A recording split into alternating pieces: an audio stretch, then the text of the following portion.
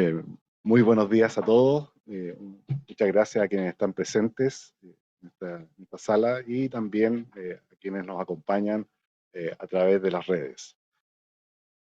Damos las gracias a la Universidad Adolfo Ibáñez, ya, a través del Centra, por coorganizar este seminario, ya que para nosotros como Asociación de Comercializadores de Energía de Chile estimamos de alta importancia. O sea, el tema de la distribución, el tema de los desafíos que implican incorporar la electromovilidad e incorporar la generación distribuida en forma exitosa en las redes aquí en el país, es para nosotros de primordial importancia. Para ello, en primer lugar, don Daniel Olivares, que es el director de Centra, va a realizar una presentación, ya, objeto de ponernos en contexto, ya, del tema en el cual estamos hablando. Ya, Daniel es profesor de la Facultad de Ingeniería y Ciencias de la Universidad Adolfo Ibáñez y director del Centro de Transición Energética, Centra. Es ingeniero civil eléctrico de la Universidad de Chile y PhD en Ingeniería Eléctrica y Computación de la Universidad de Waterloo, Canadá. Además, es investigador del Centro de Investigación de Energía Solar, CERC Chile, e investigador del Instituto de Sistemas Complejos de Ingeniería, ISI. Así que le damos la bienvenida a don Daniel para que nos haga esta presentación. Muchas gracias.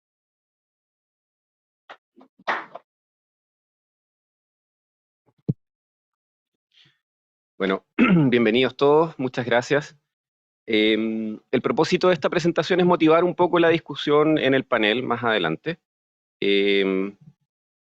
Probablemente muchas de estas cosas, el sector ha estado bien movido en términos de la conversación de distribución, así que probablemente muchas de estas cosas ya se han visto en otros seminarios, pero es bueno reforzarlas, y también tengo algo de perspectiva propia que quiero plasmar en la presentación.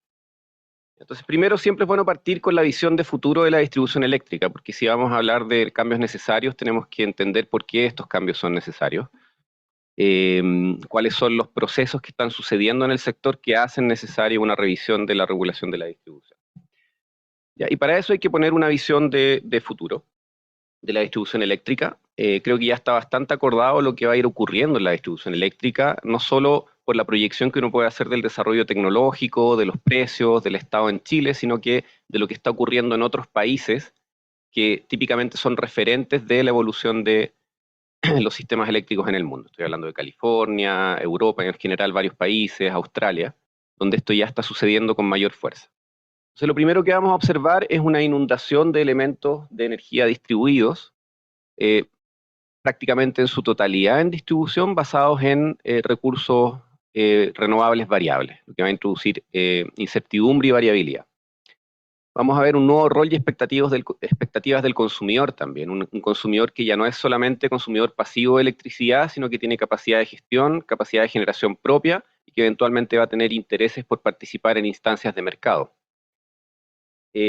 Tecnologías de información y comunicaciones, ¿cierto? Hemos tenido un retraso importante en la integración de medidores inteligentes en Chile, una discusión en la que no vamos a entrar ahora, pero que es por todos conocida, y también hemos tenido retraso en incorporación de otros sistemas de inteligencia y comunicaciones en las redes. Ya no es solo medidores inteligentes, sino que también estamos detrás en visibilidad de la red desde el punto de vista de medición avanzada.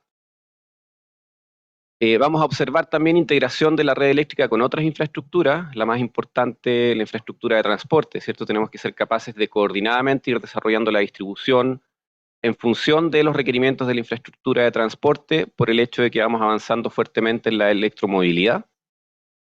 Y como es el plan, el único plan que se escucha, o el plan que se escucha con mayor fuerza, electrificación de la demanda, ¿cierto? Estamos tomando un approach en Chile donde queremos descarbonizar el sistema eléctrico y electrificar tanta demanda como podamos, y esa es nuestra principal línea de acción para avanzar en la reducción de emisiones.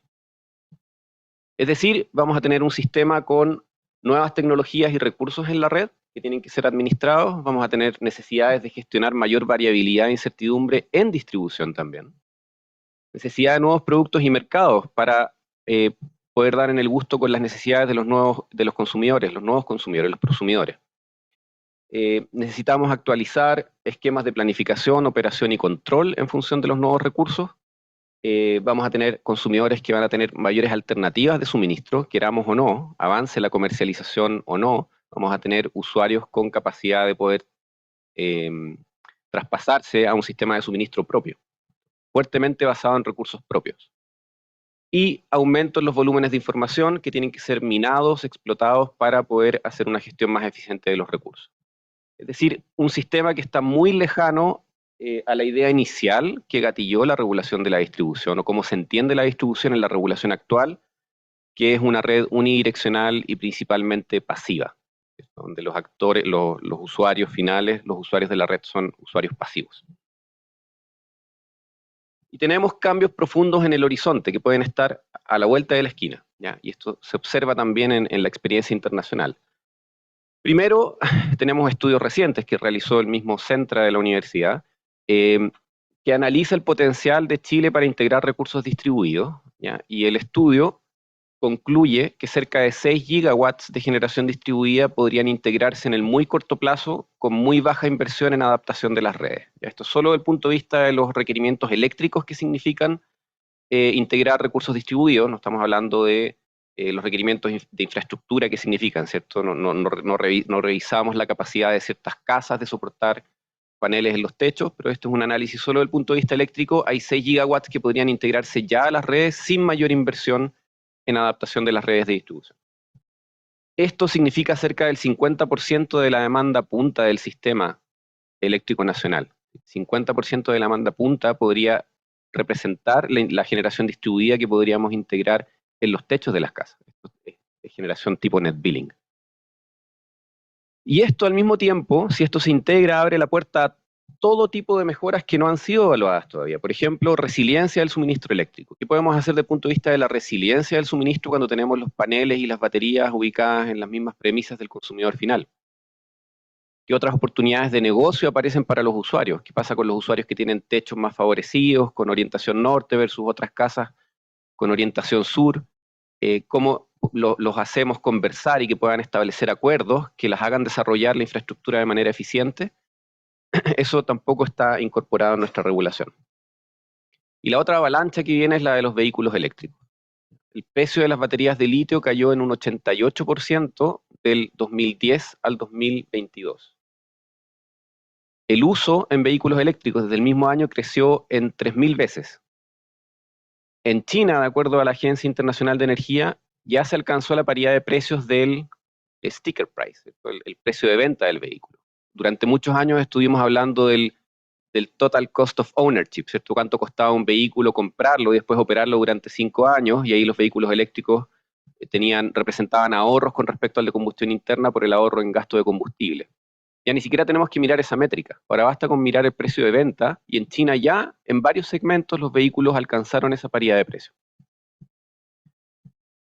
Vemos proyecciones de baterías que muestran que los precios de los battery packs está hoy en torno a los $150 el kilowatt hora, un precio inimaginable hace 5 años atrás, un precio que muchos decían que era inalcanzable.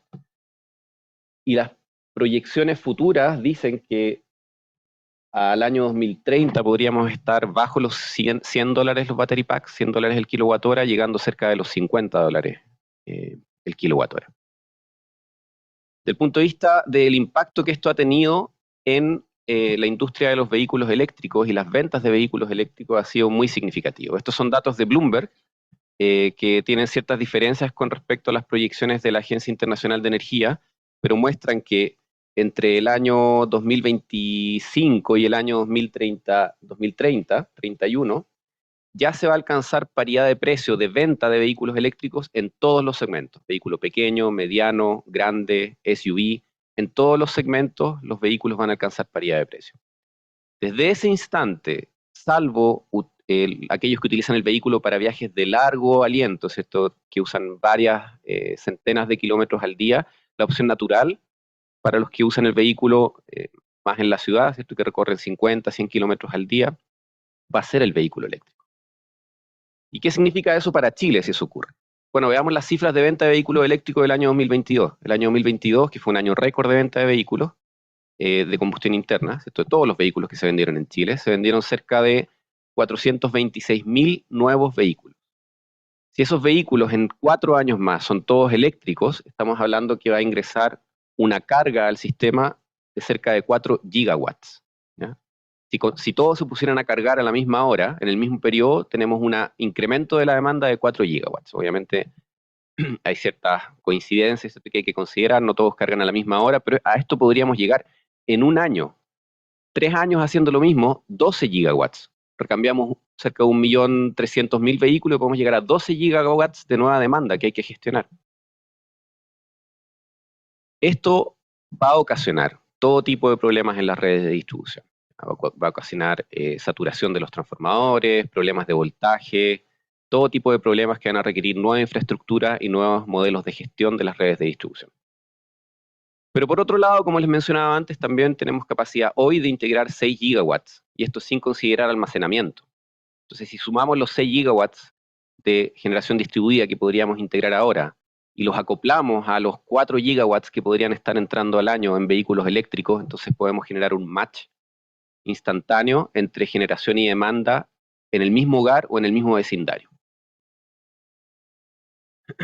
Y la proyección a la baja de las baterías, cuando llegamos a hablar de baterías que pueden llegar a costar $80 el kilowatt hora, entonces ya tenemos que empezar a preguntarnos cuándo vamos a alcanzar la paridad de precios entre comprarle kilowatts hora a la distribuidora e instalar paneles solares y una batería, o utilizar la batería del vehículo eléctrico y autoabastecerme. Creo que esa pregunta tenemos que empezar a mirarla con cada vez mayor detalle, porque me da la impresión de que no estamos muy lejos de que una familia con la capacidad de inversión pueda sencillamente decir, me desconecto de la red, o que un vecindario, más aún, aprovechando las eficiencias que significa la agregación de la demanda, pueda decir, vamos a instalar algunas baterías, paneles en los techos y vamos a cortar el cable de la distribuidora. Ya, eso no es tan ficción ya con las proyecciones de precio. Esto significaría un cambio completo de cómo entendemos la distribución, cómo pensamos el suministro eléctrico a nivel país también. Tenemos que volver a plantearnos cómo planificamos las redes de distribución para cumplir con esto, cómo las remuneramos, cómo las gestionamos. Ninguna de esas preguntas está respondida, ni siquiera a nivel de investigación tenemos claridad de cómo deberíamos avanzar en esto. Y esto podría estar ocurriendo en 4 o 5 años más. Entonces, todo parece indicar que avanzamos hacia la necesidad de una red de distribución altamente interconectada y reconfigurable, en lugar de la clásica estructura jerárquica que caracteriza nuestras redes de distribución. Si nos estamos moviendo de unas redes donde viene la energía de aguas arriba, de pocos nodos, y se va distribuyendo aguas abajo, donde vamos a tener flujos de energía y de información entre distintos agentes, flujos financieros entre distintos agentes que tienen que ser soportados por redes eléctricas y redes de comunicaciones que estén a la altura de los desafíos. Y esto, como les mencionaba, tiene implicancias profundas en cómo planificamos, cómo operamos y cómo protegemos las redes de distribución, y por lo tanto, cómo las regulamos y cómo las remuneramos. Entonces veamos algunos diagnósticos y tendencias regulatorias en el mundo, y estos diagnósticos quiero pasar rápido por ellos porque ya han sido comentados varias veces en los últimos meses, no quiero ahondar en esto, pero me parece que hay bastante consenso, al menos en que estos son los puntos de discusión. Quizás no en la solución específica, pero estos son los puntos de discusión. El primero diagnóstico de la regulación es que la empresa modelo dificulta un proceso de cambio tecnológico como el que tenemos que vivir. La empresa modelo, como la conocemos acá en Chile, ¿cierto? La implementación que tenemos en Chile, que es una empresa modelo Greenfield, que parte desde cero, difícilmente se puede hacer cargo de un cambio de paradigma tan importante como de redes jerárquicas a redes altamente enmalladas o reconfigurables. Eso significa que hay un riesgo exacerbado por el cambio tecnológico, me refiero al riesgo de las empresas. ¿Cómo planifico mi red de distribución si no tengo claridad de cómo se va a remunerar en el futuro? ¿Ya? Eso produce reticencia a invertir y presión sobre la regulación, que es lo que estamos observando estos meses. Tenemos todavía muchas tarifas, o mejor dicho, las ventas de energía de las empresas distribuidoras todavía están acopladas a sus ingresos. Los ingresos que percibe la empresa distribuidora tienen que ver principalmente con cuánto gasta en poste, cable y transformador, y eso no está necesariamente alineado con cuánta energía se vende o se transa en las redes de distribución. Sin embargo, nuestras tarifas establecen un fuerte acople entre ventas de energía e ingresos de la distribuidora, Y eso tiene que desacoplarse si es que estamos hablando de la distribuidora como ahora una plataforma que va a habilitar transacciones multilaterales entre usuarios, además de las transacciones que vienen de aguas arriba. Nuestro modelo también dificulta la planificación coordinada. Es muy difícil a las empresas de distribución solicitarles que hagan inversiones adicionales que no están contempladas en las exigencias de la ley, porque esas deberían ser reconocidas en el proceso de tarificación, que es el proceso que se realiza con la empresa modelo que parte desde cero. Esas dos cosas no conversan. No se puede exigir una inversión incremental en la red a una empresa de distribución y al mismo tiempo reconocerla a través de un esquema de tarificación que la planifica desde cero. Y hay muchas inversiones que no van a ser reconocidas. Tenemos distorsiones de incentivos en los usuarios finales, que siempre han sido pensados como usuarios pasivos, que no son tomadores de decisiones respecto del suministro eléctrico, sino que solamente consumidores de electricidad. Sin embargo, con vehículos eléctricos y capacidad de generación distribuida vamos a tener usuarios con mayor capacidad de toma de decisiones. Y ahí es donde se hace mucho más relevante que la tarifa no esté distorsionada, que la tarifa refleje exactamente el costo de suministro. De lo contrario, vamos a tener usuarios que podrían tomar una decisión eficiente, pero no tienen el incentivo a hacerlo por la tarifa, o usuarios que van a tomar una decisión que es ineficiente, que lo están comparando con una tarifa que no refleja apropiadamente los costos, ya que es lo que ocurre cuando se establecen subsidios cruzados en la misma tarifa. Los usos de la red definidos en la ley, la ley define al usuario de distribución como aquel que hace uso del suministro para consumirlo, ¿ya? Y deja fuera de la definición de usuario, salvo los apartados de generación distribuida, deja fuera de la definición de usuario de red a aquellos que usan la red para inyectar su energía, ¿ya?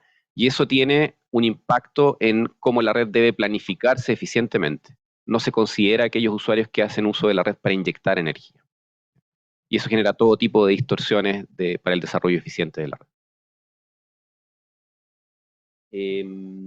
Y vamos a tener nuevos agentes, como les mencionaba, que van a querer transar sus recursos, transar energía, transar capacidad de poder sostener la red cuando se corta el suministro. Comunidades que van a querer organizarse como microredes, que van a querer transar seguridad, alguien que va a querer invertir más en baterías y que va a ser capaz de ofrecer confiabilidad a otro usuario.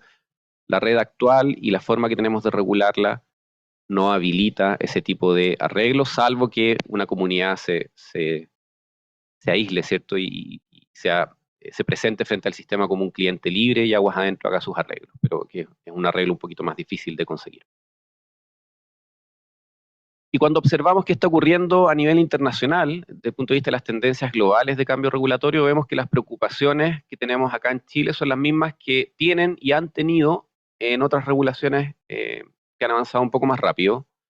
En particular, respecto a la integración de recursos distribuidos, un ejemplo claro es la regulación de California, la regulación de Australia, hoy en día con cambios muy profundos en dirección a facilitar la integración de recursos distribuidos. Vemos que las regulaciones con sistemas parecidos al chileno, desde el punto de vista del potencial que tienen de incorporar recursos distribuidos, avanzan fuertemente en ajustes regulatorios para incorporarlos de manera eficiente. Se destacan esfuerzos por integrar en el proceso de planificación de la distribución el hecho de que tiene que planificarse para recursos distribuidos de forma eficiente también, no solo para la demanda. Hay muchas recomendaciones en la literatura internacional tendientes a crear una tarifa por inyecciones de energía a la red, sin seguir la lógica de si hay espacio entre gratis y si no hay espacio pague el refuerzo, sino que la lógica más del consumidor, que es usted paga una tarifa y la red se va a ir desarrollando eficientemente en función de estas proyecciones de los ingresos en el largo plazo. También creación de esquemas tarifarios que permitan aprovechar al máximo el potencial de los recursos distribuidos. Los recursos distribuidos no solo pueden aportar energía, sino que pueden ayudar a descongestionar redes, resolver problemas de congestión en transformadores, problemas de voltaje en las redes.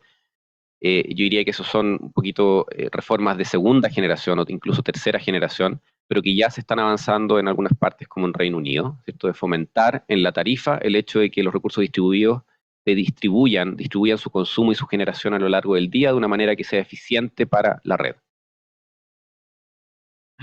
Y también esfuerzos por avanzar en la integración de capacidades de gestión de reactivos y gestión de congestiones a partir de los recursos distribuidos. Esos son los principales puntos que se observan en la regulación internacional.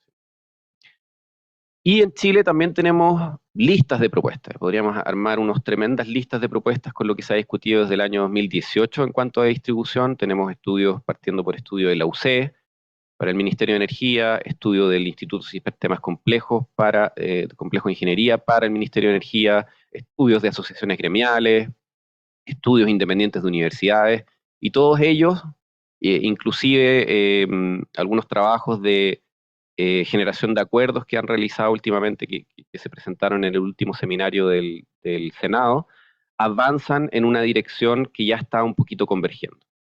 Desde mi punto de vista, ¿cuál es esa? Primero, respecto del esquema de remuneración, migrar a un esquema de valorización de planes de negocio que valorice exactamente las inversiones que se deben hacer en un periodo dado en la red y no la red eficiente que se construye desde cero.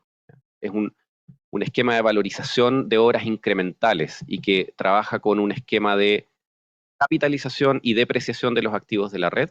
Eso le da más inercia a la remuneración de la red, le produce un reconocimiento instantáneo de las obras que se desarrollan en un periodo de control de precio, y la empresa no queda sujeta a la incertidumbre de que las obras pueden ser no reconocidas en procesos sucesivos. Entran a la base de activos regulados y ahí permanecen hasta el final de su vida útil o valor libre finalmente. Y estos sistemas en general son acompañados por esquemas de incentivo o penalizaciones en indicadores de interés para el regulador. El más típico es indicadores de calidad de servicio, pero también tenemos indicadores en dimensiones como innovación. Y esto, un ejemplo claro de esquemas de regulación de este tipo es el esquema RIO de Reino Unido, que fue implementado el año 2015 en distribución y que ya está en su segundo ciclo. Un esquema de este estilo, comparado con el esquema de empresa modelo que tenemos actualmente, presenta algunas ventajas y unas desventajas, como todo, ¿cierto? El tránsito no es tan claro.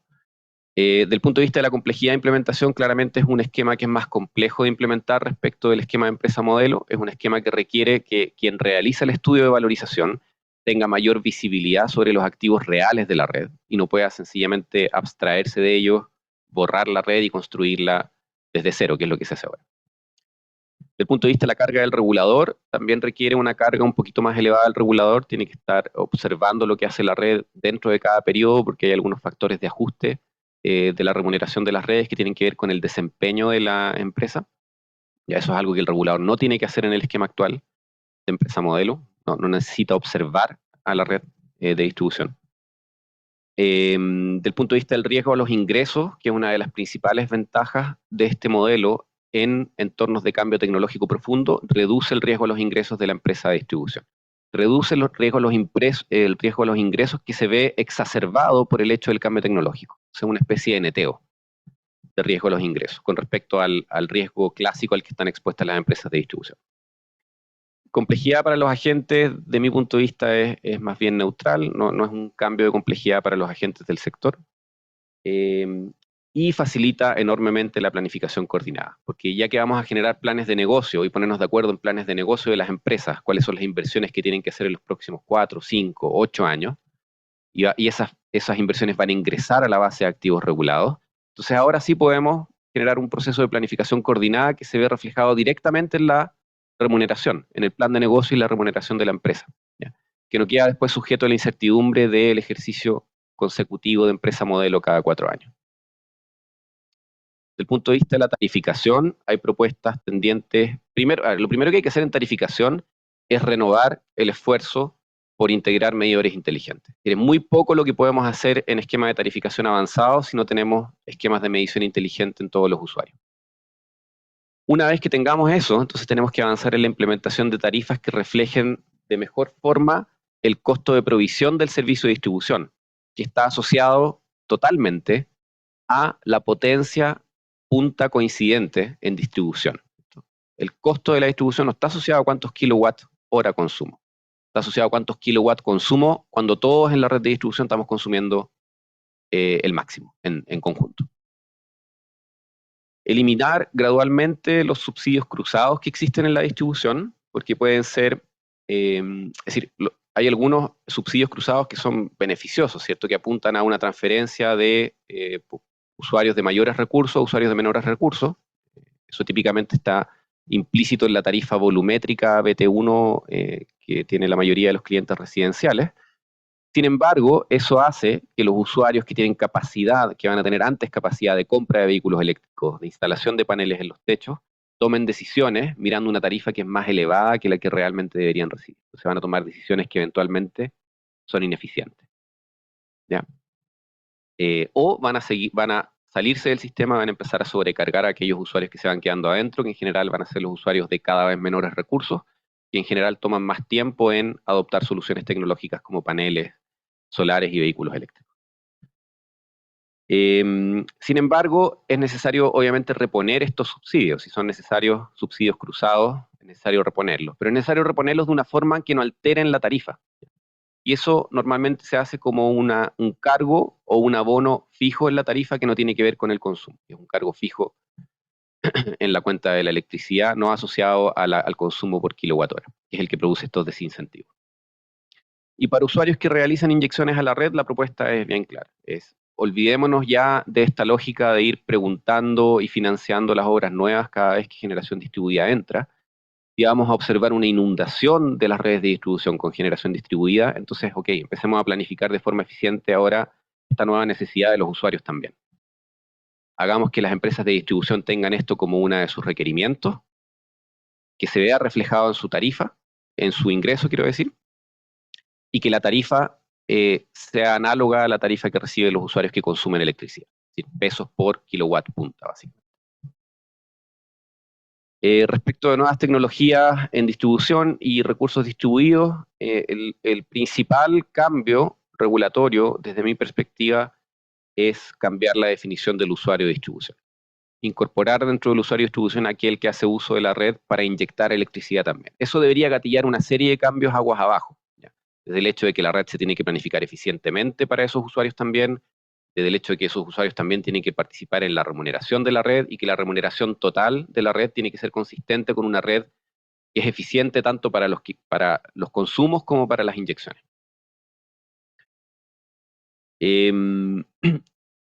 También la creación de un gestor de información de mediciones de red.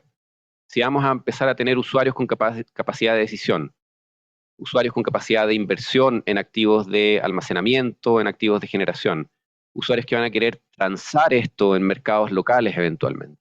Ya que puede sonar un poco futurista, pero créanme que cuando tengamos la red inundada de recursos distribuidos y vehículos eléctricos, la presión va a estar sobre poder generar arreglos comerciales para que estos usuarios puedan transar los recursos que tienen. Y para eso necesitamos un gestor de información de la red de distribución, que puede ser en el comienzo las empresas de distribución, pero si las empresas de distribución quieren participar también en los negocios asociados a la distribución, entonces tiene que ser una entidad separada. Y respecto de la competencia en retail, esto es una discusión que va y vuelve continuamente en el mercado chileno, ¿cierto? Cuando los precios de clientes libres están bajos y los clientes regulados están altos, entonces el regulador siente presión por hacer el traspaso a abrir el mercado de comercialización para que los clientes regulados se beneficien de precios libres bajos. Y la presión del lado de las empresas es a respetar los contratos, porque los contratos vienen con una especie de seguro implícito, ¿cierto? Que justo en ese momento en que los precios del mercado libre están bajos es donde el seguro actúa. Por otro lado, cuando los precios del mercado libre están altos y los precios del mercado regulado están bajos, entonces se cambian los roles. La presión ahora se invierte. No hay presión en liberar clientes regulados porque van a acceder a precios más altos. Si existe alguna presión por liberarlos, viene de las empresas con los contratos a precios bajos. Entonces nunca coincidimos. Creo que el momento de hacerlo es típicamente cuando los precios están más o menos parecidos, ¿cierto? Si no, es muy difícil, se enfrentan muchas dificultades y barreras. Sin embargo, si se tomara una decisión así, que entiendo que esta discusión no está cerrada y creo que una de las discusiones relevantes que todavía no se tiene una clara visión de cómo avanzar, hay que observar tres aspectos muy relevantes si que se llegara a hacer esto. El primero es el mecanismo de capacidad. En Chile tenemos un mecanismo de capacidad de libro, ¿cierto? Que es el mercado de potencia, pero tenemos otro mecanismo de capacidad implícito que son las licitaciones de las distribuidoras, que ayudan a las empresas que participan en ellas y que se adjudican los contratos a tener bancabilidad, ¿cierto? Conseguir el financiamiento. Entonces, las licitaciones de clientes regulados son un complemento al mecanismo de capacidad. Y si uno quisiera avanzar en desregular la comercialización, entonces hay que buscar una forma de reponer este incentivo a la inversión en alguno de los otros mecanismos del mercado. Y tenemos dos piedras en el zapato. Uno son los mecanismos redistributivos, que eventualmente tienen que mantenerse, ya sea que un cliente permanezca siendo regulado o entre un régimen libre, tiene que mantener su participación en los esquemas redistributivos. Y tenemos dos mecanismos de estabilización encima, el PEC 1 y PEC 2, que tienen amarrados flujos hasta el año 2032, eventualmente quizás más adelante. Se está ahora discutiendo un nuevo mecanismo de estabilización, que van a poner algunas piedras en la mochila de los clientes, ¿cierto? Que tienen que transportar, ya sea se queden en el régimen regulado o salgan del régimen regulado. Y todas estas cosas hacen que el traspaso a la apertura de comercialización tenga que evaluarse con mucho detalle, tanto para mantener estos incentivos y para revisar si sigue siendo conveniente aún liberar clientes cuando se llevan una mochila que va a durar hasta el año 2032 o más adelante. Eso es, muchas gracias.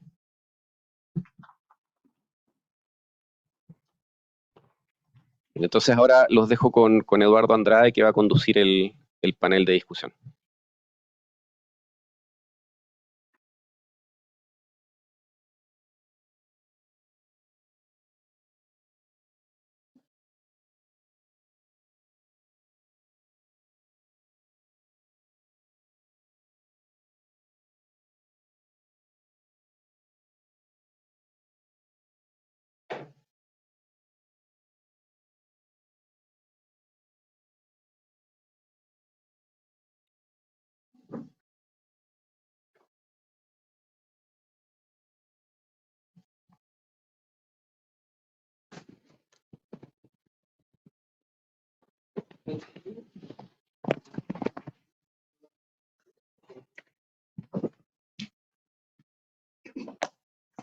Ya, ¿se escucha? Sí. Ya, oye, primero agradecer a Daniel por la presentación, que refleja un poco cuál es el objetivo de esta conversación que vamos a tener ahora, que es la preocupación de, oye, si no hacemos algo con respecto a la regulación, ¿ya? Vamos a estar en problemas. ¿Ya? Para este panel hemos convocado a un grupo variopinto. Aquí tenemos representantes del gobierno, de la academia, de la industria y del operador del sistema, ¿ya? Que han tenido responsabilidades en todas esas áreas. Entonces, a ver, creo que va a ser una conversación interesante. Nos acompaña Jimena Oviedo, ella es ingeniero civil eléctrico de la Pontificia Universidad Católica de Valparaíso, MBA de la Pontificia Universidad Católica de Chile y diplomado en gestión de empresas de la Universidad de Chile. Fue jefa de la unidad de procesos y modelos tarifarios del Departamento Eléctrico de la CNE y actualmente es socia directora de IESD. Voy a hacer una pequeña resumen de los currículums, porque si no estaríamos toda la gran parte de la mañana hablando, porque tienen todos ellos extensos currículos. ¿Ya? También nos acompaña don Ignacio Santelices, que es economista y máster en Economía de la Pontificia Universidad Católica de Chile y máster en Políticas Públicas de la Universidad de California, Berkeley. Fue director ejecutivo de la Agencia de Sostenibilidad Energética de Chile y también director ejecutivo de ADELAT. Actualmente es profesor del Magíster de Energía Renovable de la Universidad Adolfo Ibáñez y gerente de sustentabilidad de Fundación Chile. También nos acompaña don José Luis Opaso, profesor de la Escuela de Negocios de la Universidad Adolfo Ibáñez y director del Máster de Innovación. Además, es director de ACESOL y cofundador de Ciudad Luz. Es ingeniero civil de la Pontificia Universidad Católica de Chile, magíster en Tecnología Ambiental del Imperial College London y PhD en Estudios de Política Científica y Tecnológica de la Universidad de Sussex, Reino Unido. También Mauricio Riero, jefe de la División de Energía Sostenible del Ministerio de Energía, ingeniero civil eléctrico de la Universidad de Chile y magíster en Sustainable Energy Futures del Imperial College London. Se desempeñó como director internacional de transición energética en Carbon Trust y en Chilectra, actual en la distribución. También fue vicepresidente del grupo de la Asociación de Empresas Eléctricas. Finalmente, don Daniel Salazar, socio director de Energy E, ingeniero civil electricista de la Universidad Técnica Federico Santa María de la Universidad Adolfo Ibáñez, y MBA de la Universidad Adolfo Ibáñez. Trabajó en la Comisión Nacional de Energía, fue director ejecutivo del CEXIN y director ejecutivo del Coordinador Eléctrico Nacional. Desde 2019 es socio director de Energy E. Se dedica a los mercados eléctricos. Ya, después de la presentación, que a pesar de fue resumida, fue larga, ya, vamos a entrar en la conversación. Mostraba en su presentación, Daniel, ya, que nuestra regulación ya, estaba basada en un sistema que era bastante jerárquico, desde era generación, transmisión, distribución. ¿Ya? La idea era, hoy tenemos grandes bloques de generación, esas grandes bloques de generación ubicadas en distintos lugares del país, tenían que ser transmitidas a donde estaba la demanda y entregada a través de las redes de distribución, ¿ya? Con flujos siempre unidireccionales. ¿Ya? La empresa se remuneraba utilizando el concepto de empresa modelo y tal como le explicó Daniel, esto no entregaría los incentivos a las empresas para invertir. Ahora, y por otro lado tenemos que el desarrollo de las tecnologías lo que ha hecho, ¿ya? Es derribar el concepto tradicional de flujos unidireccionales, ¿ya? Incorporando grandes volúmenes de generación, ¿ya? En la redistribución, y también ¿ya? Se espera que va a haber también una gran demanda móvil, ¿ya? La electromovilidad, que va a estar también inserta en la red de distribución. Entonces, la primera pregunta, ¿ya? Para Mauricio es, la idea aquí es, yo voy a hacer una pregunta, voy a dirigirla a alguno de ustedes, pero una vez que él haya terminado, ya espero que el resto lo contradiga y acabamos debate, ¿ya?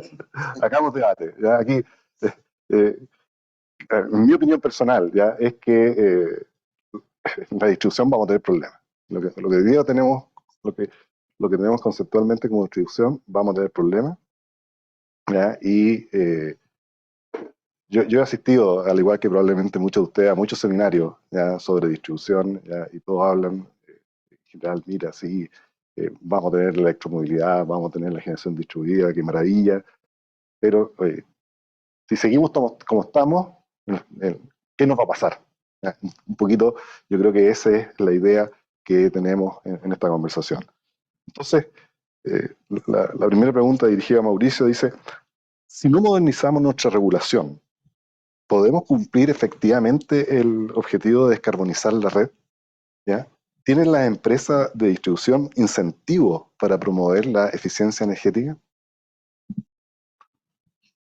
Aló, bueno, gracias Eduardo, primero que todo, y buenos días a todos y a todas los que están aquí presentes y en forma virtual. También agradecer a Daniel por la excelente presentación, muy completa, y es un placer compartir el panel acá con los colegas y colegas. Es una buena pregunta la que tú me haces, Eduardo, y la respuesta yo le diría directamente no, así de simple. Y yo creo que no hay nadie en Chile que esté pensando que podamos llegar a la carbono neutralidad sin hacer una gran reforma. La gran pregunta es ¿cuándo la hacemos? Es más, yo diría que yo llegué al país de vuelta, porque está, como comentabas, trabajando fuera,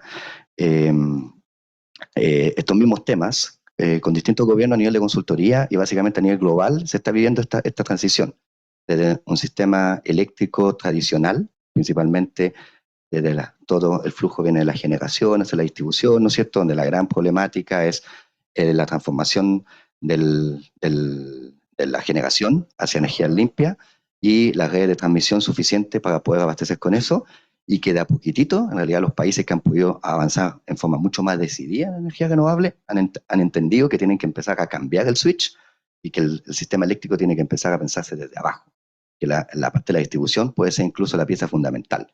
Y entonces, si ligamos descarbonización, no podemos dejar de lado justamente ese cambio de switch.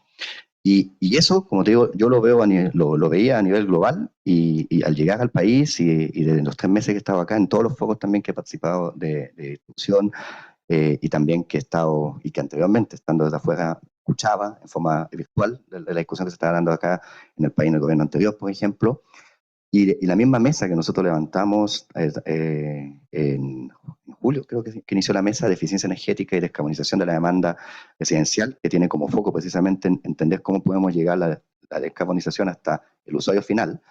Yo diría que nadie está cuestionándose si en realidad hay que hacer esa reforma. Y la gran pregunta es, ¿cómo la hacemos? Y yo creo que esa es la gran pregunta. ¿Por qué? Si estamos todos de acuerdo que hay que hacerla, ¿por qué no se ha hecho? Y no es solamente nosotros como gobierno no lo hemos hecho, sino que nos ha hecho un gobierno anterior, y nos ha hecho el anterior poco, y etcétera. Y en mi opinión, una de las razones es porque justamente a lo que yo iba, que es un tema como de una transición que se tiene que dar a nivel global, de entender que la problemática de la distribución puede ser la más importante y no es el hermano chico de la discusión. Entre los colegas en el mundo de la ingeniería civil eléctrica y en particular entre los que participan en el sector, excepto obviamente los que trabajan en la distribución, yo diría que hay una visión general de siempre decir, ocupémonos primero la generación y la transmisión, después vemos la distribución. Y eso es un primer problema en mi opinión. El segundo problema es que hay un tema de falta de visión común. Si bien muchos de los puntos que decía Daniel los comparto, yo creo que aquí viene el problema de por qué justamente no se ha hecho la reforma.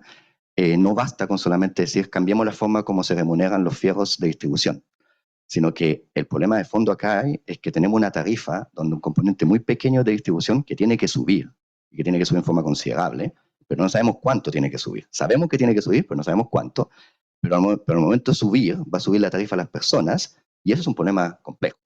Y es un problema complejo cuando más encima tienes la problemática en generación. Entonces no se puede abordar el problema de la distribución sin abordarlo en general del mercado eléctrico, el mercado eléctrico en Chile. Y lo que yo siento es que tenemos que avanzar hacia allá, tenemos que avanzar hacia entender todos los actores, incluso los que no están en distribución, cómo podemos trabajar en conjunto para llegar a hacer esa transformación. Que no es solamente, repito, cómo se remuneran los fierros de la distribución, sino qué es lo que implica al final en la tarifa de las personas. Y el tercer elemento es cómo hacemos esta reforma, no solamente pensando en que básicamente, remuneramos para que se hagan más inversiones, sino que más bien cómo hacemos esta reforma poniendo el foco en que se maximicen los beneficios para las personas. Entonces, justamente ahí voy al punto que mencionaba Daniel, que es el meollo del asunto. Para que se beneficien las personas, la red de distribución tiene que pasar a ser básicamente una plataforma de intercambio bidireccional. Y ese intercambio direccional necesita más mercados, necesita, por ejemplo, mercados de flexibilidad amplios, ese modelo que mencionaba Daniel, que lo conozco muy bien, de hecho yo estaba trabajando ahí en Reino Unido, que es el Río, se basa en que obviamente mucha innovación tienen que hacer las empresas y compiten a nivel de innovación para viabilizar estos mercados de flexibilidad. O sea, cuando se hizo de hecho la transformación al Río, al mismo tiempo se abrieron completamente los servicios complementarios para todo el mercado. ¿Y por qué es tan fundamental? Porque a medida que entra más energía renovable, que eso es lo que queremos, ¿no es cierto?, sea a nivel de escala mayor o de distribución, la flexibilidad del sistema pasa a ser un activo que aumenta y aumenta y por lo tanto que es cada vez más costoso. O sea, esa torta que significa la flexibilidad va a ser cada vez más grande. Y esa torta no puede irse solamente hacia unos pocos, tiene que distribuirse. Y ahí viene la parte justamente de los beneficios a los usuarios. Por eso es que digo, no podemos abordar la transformación de la distribución sin entender que es una transformación del mercado. Y respecto a si hoy día las empresas distribuidoras tienen incentivos para avanzar, por ejemplo, en la eficiencia energética. Ese es precisamente uno de los temas que estamos abordando en esa mesa, que como decía, eficiencia energética y descarbonización de la demanda residencial. Y lo que estamos buscando en esa mesa, básicamente trabajando en 4 pilares. Uno es tarifa, ver qué señales tarifarias se le pueden dar a las personas para justamente generar incentivos de eficiencia energética y eventualmente desplazamiento de la demanda, buscando flexibilización. 2, asignación de beneficios, entendiendo que en esta transición energética vamos a tener que hacer como Estado un apoyo a aquellos que van a tener mayores problemas para hacer esa transición, digámoslo así, que esta transición no puede ser solamente a nivel del sistema interconectado nacional, sino que tiene que ser de todo el sistema. Entonces el tercer pilar es también los sistemas medianos y aislados, y el cuarto es la transformación de consumidores a prosumidores.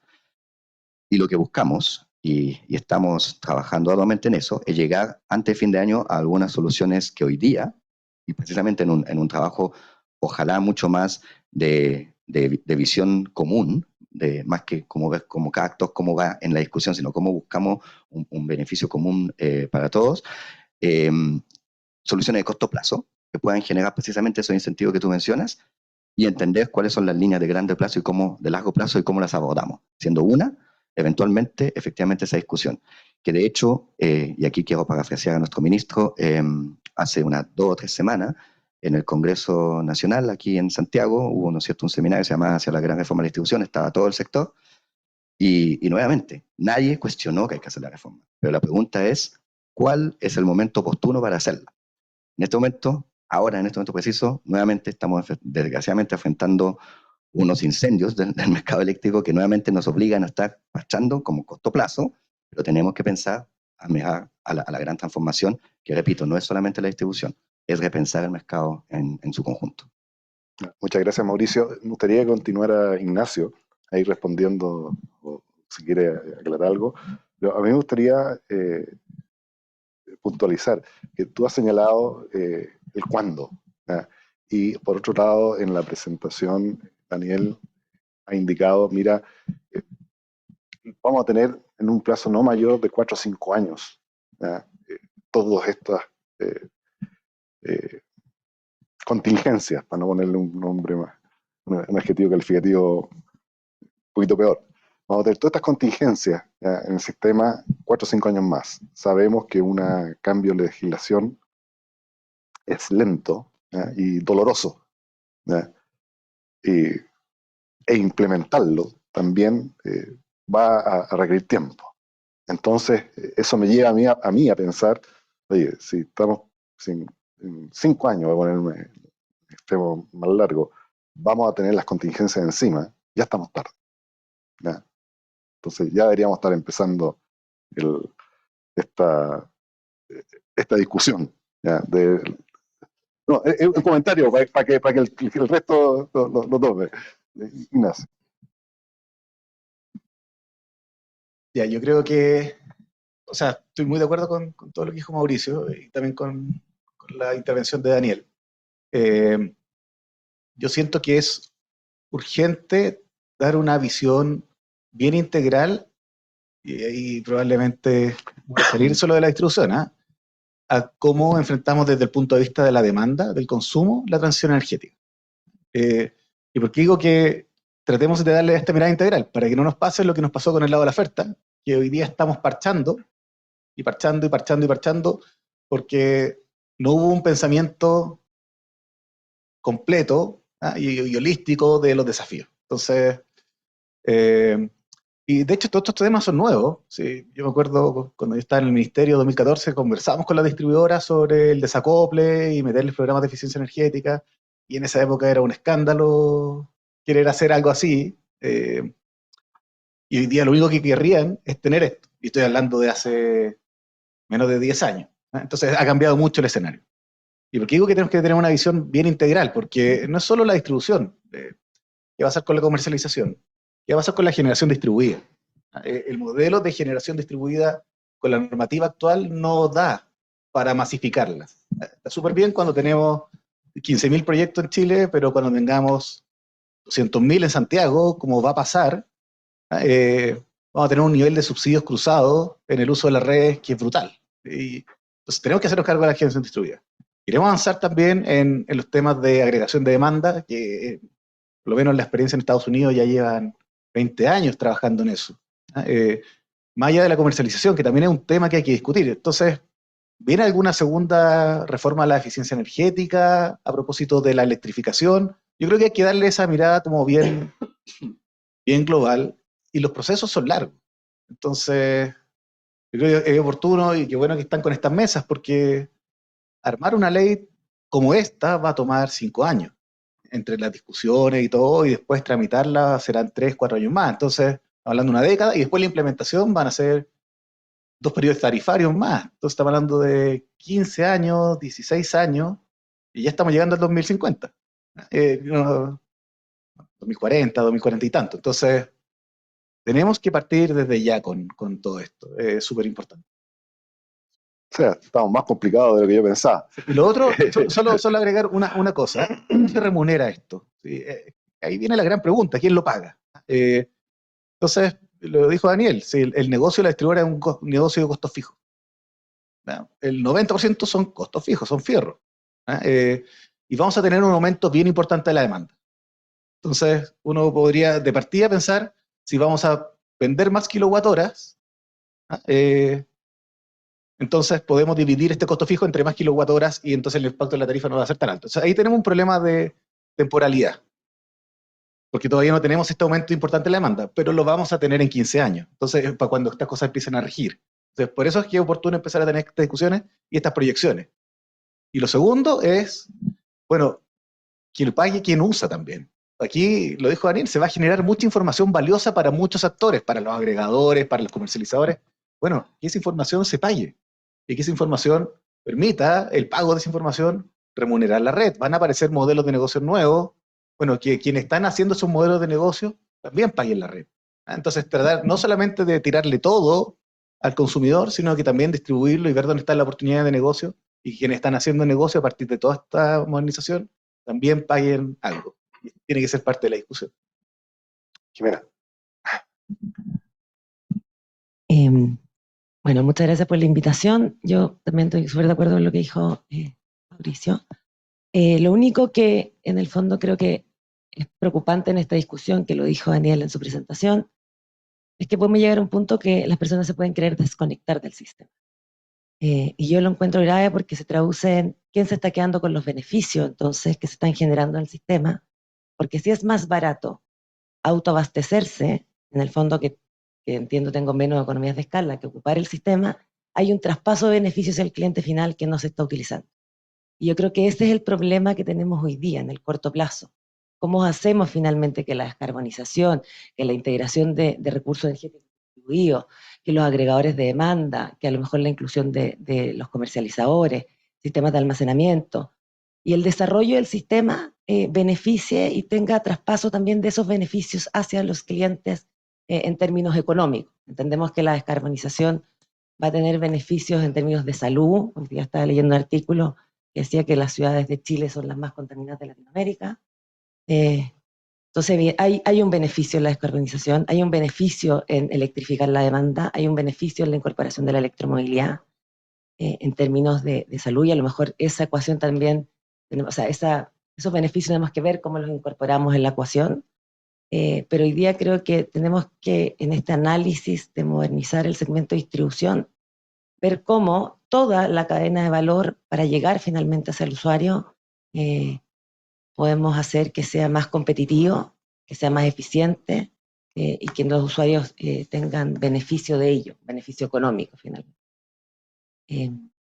Respecto a lo único que sí puedo no estar tan de acuerdo es que yo creo que de alguna manera con la regulación que tenemos igual nos hemos ido moldando y hemos logrado avanzar, ¿ya? Si bien siempre se ha criticado hace muchos años la empresa modelo y hay un consenso claro que hay que cambiar ese modelo de valorización, igual en cierta medida podríamos decir que durante años pasados fue exitosa, tenemos una cobertura importante de electrificación a nivel nacional, igual se han mejorado los estándares de calidad en los últimos años, pero, y por tanto yo creo que a lo mejor sin proyecto tal encima, porque imagínate, dijeron 15 años, tener una reforma grande que sí es demasiado, a lo mejor puede ser menos, sí, pero me refiero a que de alguna forma yo creo que podemos lograr, a lo mejor no la meta de carbonización, pero sí incorporar más generación distribuida, se va a llegar la electromovilidad, pero no va a ser eficiente.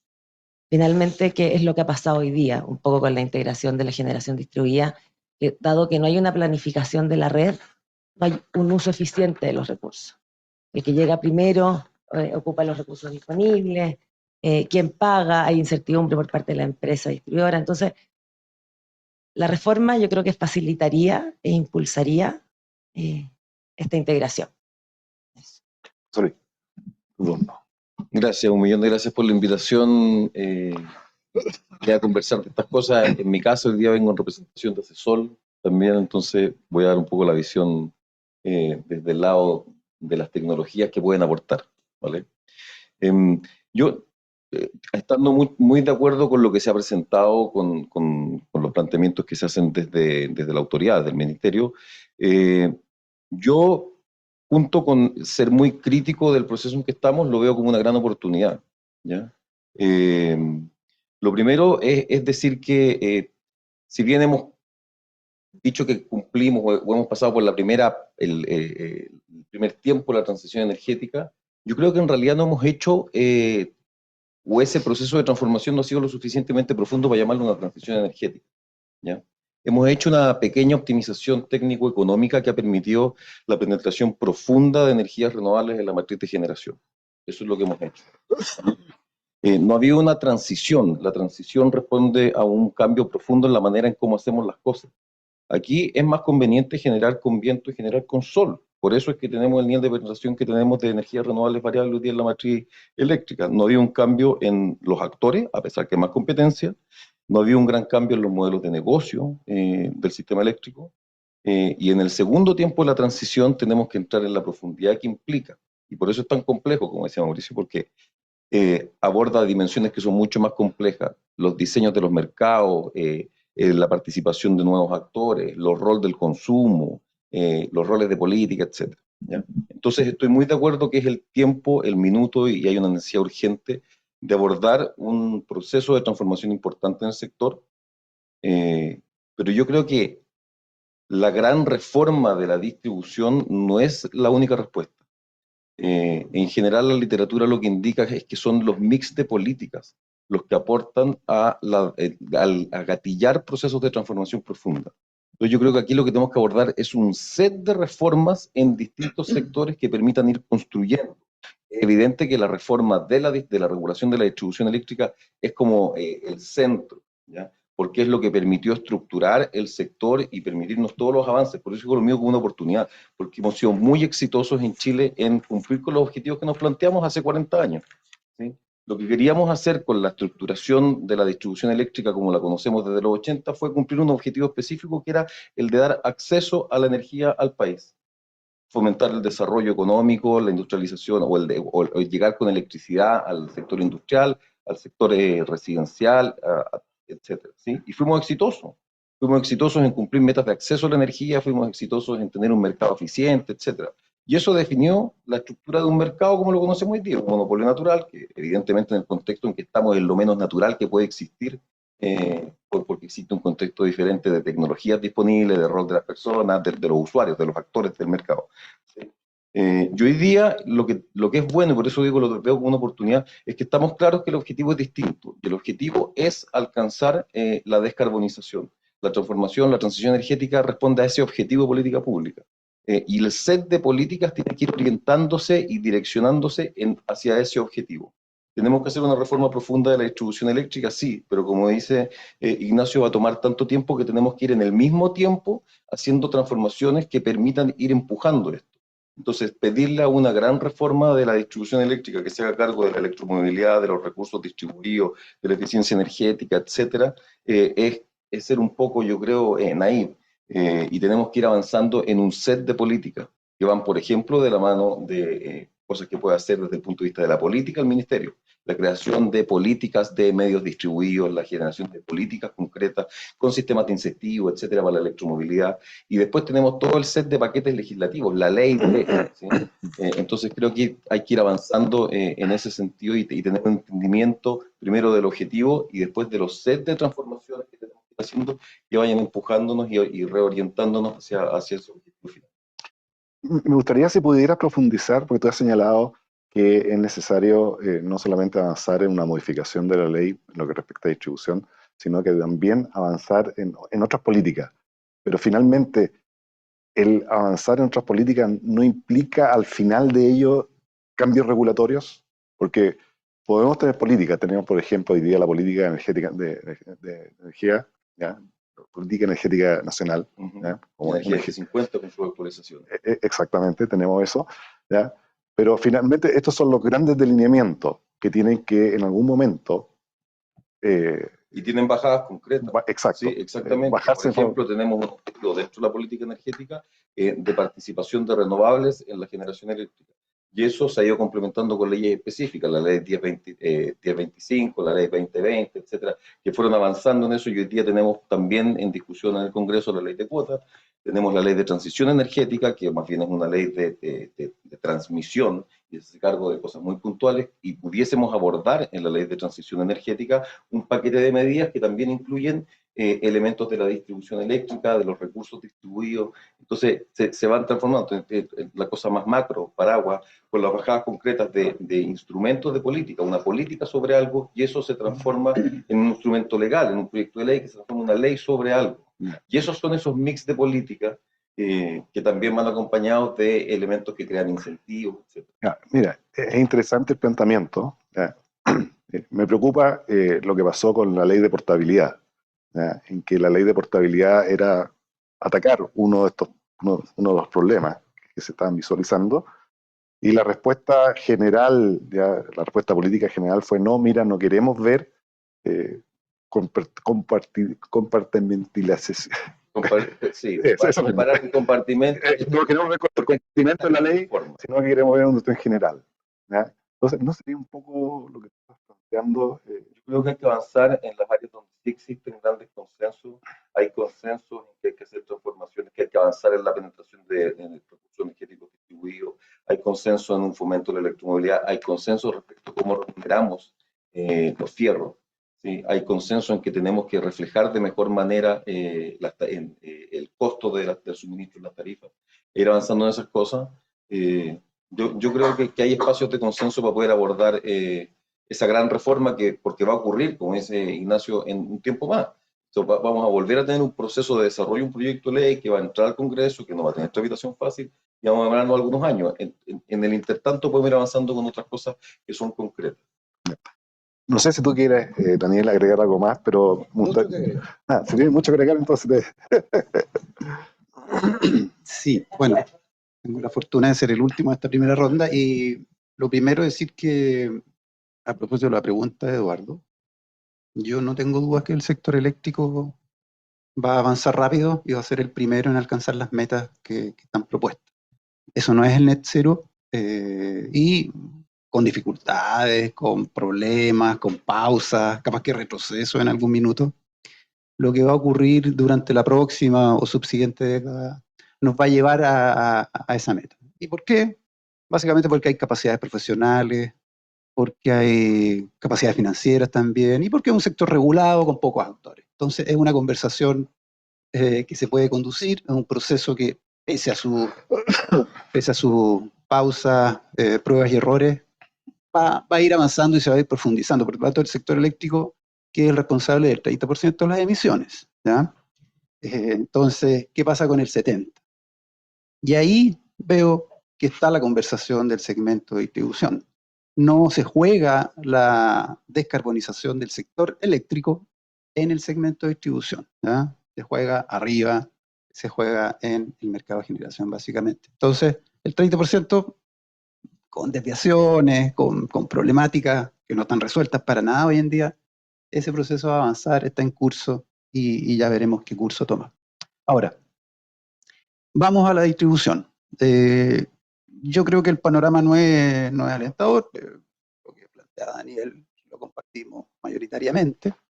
Y bueno, es el resultado, yo creo, de errores no forzados de quienes han tenido posiciones de responsabilidad tanto en lo público como en lo privado.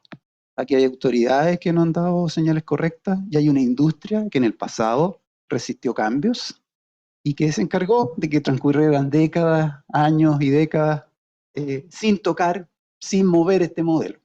Y recién se vino a mover solo para efectos tarifarios hace pocos años. Se está implementando o tratando de implementar un primer proceso tarifario con ajuste de reglas, y bueno, 3 años de atraso, un decreto. Mira el cambio marginal o incremental que se trató de introducir, y ¿dónde estamos? Un atraso relevante, ¿ya? Eso de alguna manera empeora el cuadro, porque ahí tocamos temas no solamente de la industria, sino que capacidades, fortalezas institucionales, que a los desafíos que se vienen dificulto creer que los podemos enfrentar imaginándonos esta mega reforma a propósito de lo que se mencionaba recién. Probablemente el camino sea más incremental, que imaginarse el diseño completo, reformulando el segmento, creando nuevos agentes, y bueno, la ley de portabilidad de alguna manera intentaba aquello.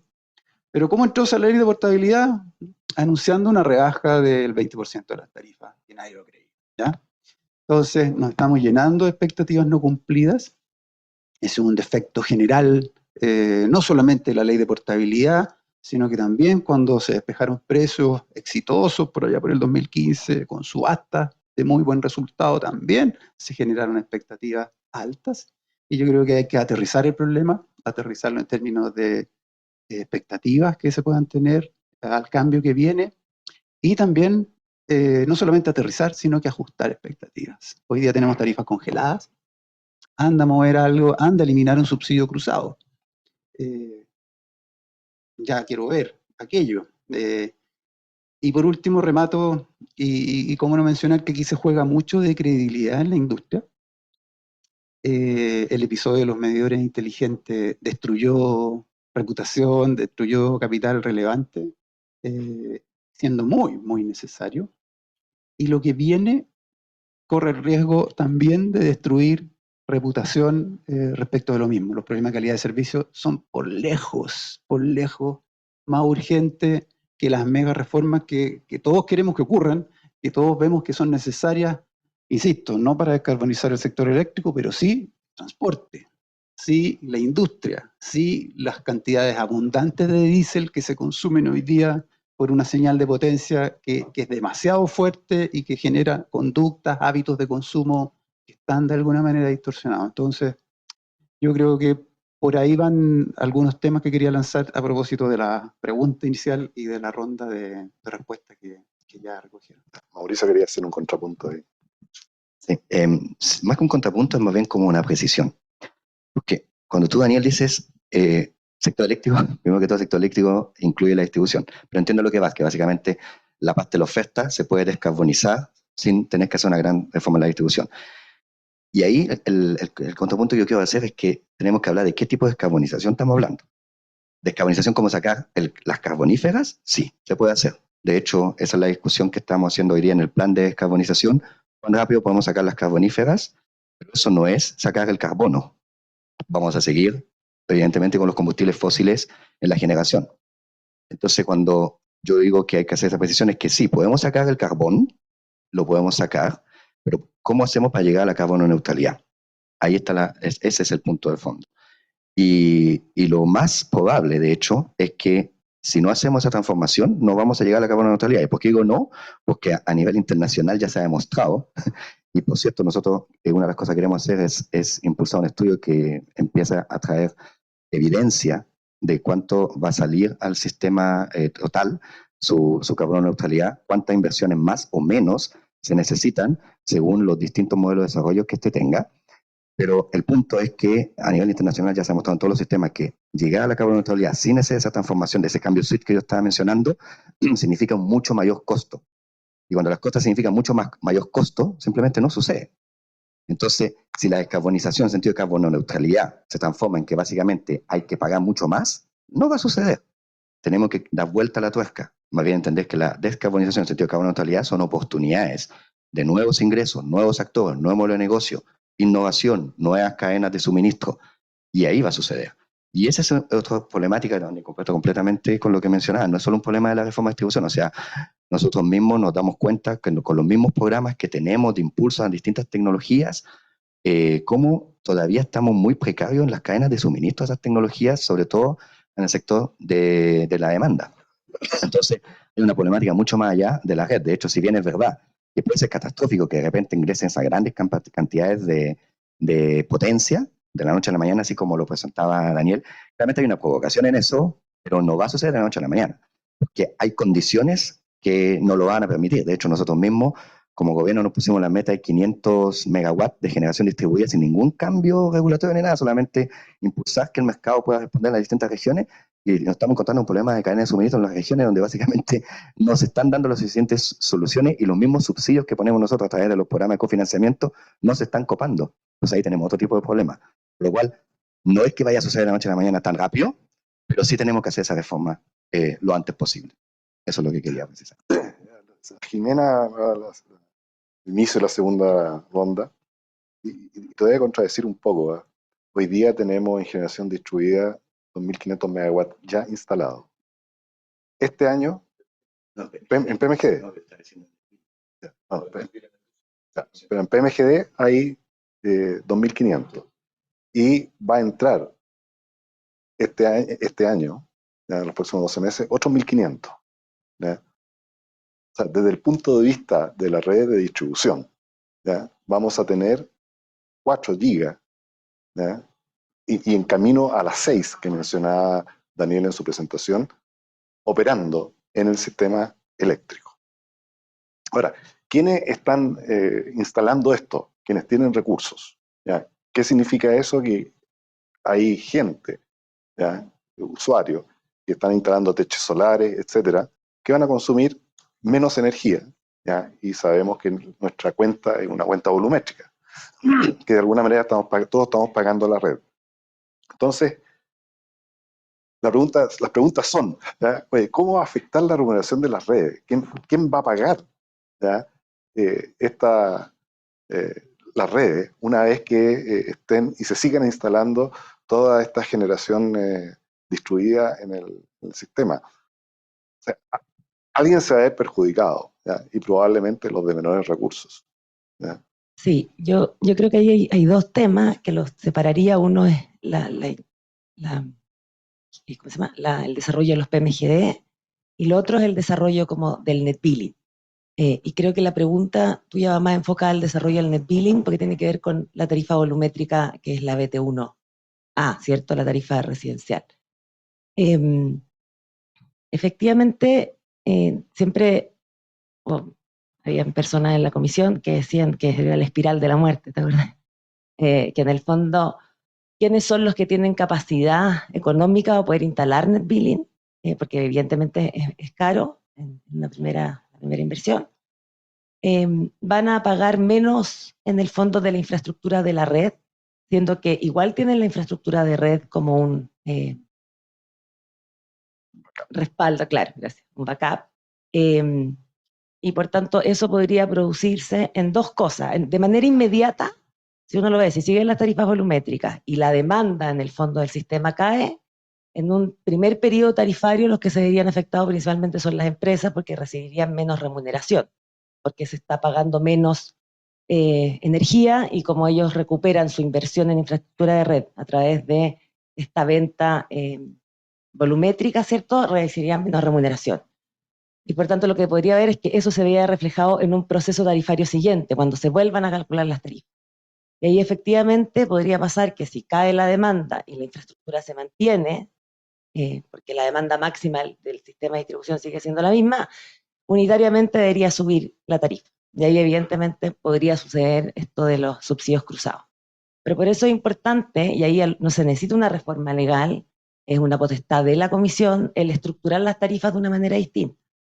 Y se han hecho muchos estudios respecto de cómo se pueden estructurar las tarifas. Una cosa es cómo yo voy a determinar los costos, que eso está el proceso de valor agregado de distribución y de cada uno de los segmentos como corresponde, pero después cómo yo traspaso esos costos hacia los clientes es una potestad que ha existido siempre, que es de la comisión.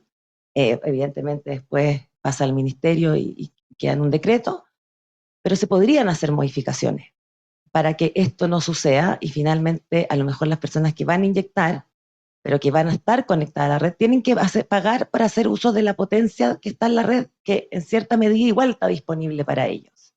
A lo mejor a través de un cargo fijo. Yo creo que es algo que se viene conversando hace mucho tiempo y que gracias a Dios no necesita una reforma legal, sino que es más bien rápido, se puede iniciar ahora. Si bien el proceso está súper atrasado, lo bueno es que no hay decreto. Entonces, como no hay decreto, esta discusión se puede dar inclusive ahora con esos cambios. Se han hecho varios estudios, siempre el tema del cambio de las tarifas ha sido complejo porque puede implicar un alza, ¿ya? Y por eso yo creo que nunca antes se hicieron esas reformas, la tarifa de T1A. Hay que hacer bien ese análisis, pero siempre se ha dicho que tiene, ¿cierto?, un poco de subsidio cruzado por cómo se está remunerando con respecto a lo otro. Y respecto a los subsidios cruzados, que solo han hablado de los subsidios de RGL, RGL adicional y ETR, todas las componentes hoy día, todos tienen subsidios cruzados. La determinación del precio nuevo promedio tiene la determinación de una componente que es un ajuste, ¿cierto?, a los precios para llegar a una banda, y por tanto ahí también hay un subsidio cruzado, y la transmisión, al tener un sistema estampillado, también hay otro subsidio cruzado entre los clientes. Entonces la cadena completa tiene subsidio y no únicamente el segmento de distribución. José Luis, me gustaría que tú también respondieras, sí, pero tomando en consideración lo que señaló Jimena respecto a que a lo mejor se debería implementar una tarifa que considere un cargo por estar conectado, ¿ya? Y de alguna manera se han mencionado las distorsiones que produce el no tener claridad con respecto a los costos que significa, ¿ya?, por ejemplo, estar conectado y, no obstante, tener un sistema de inyección, tener la capacidad de retirar cuando lo necesito. Sí, ¿ya? Yo, gracias por la oportunidad de entrar en esta discusión y también desmitificar algunas cosas. Lo primero, como decía Jimena, si bien los PMGD son considerados generación distribuida porque están conectados en redes de distribución o subtransmisión, tienen una vocación utility, ¿sí? Son proyectos que generan energía y que inyectan al sistema y pasan a ser parte de lo mismo electrones que se generan por cualquier otra central eléctrica.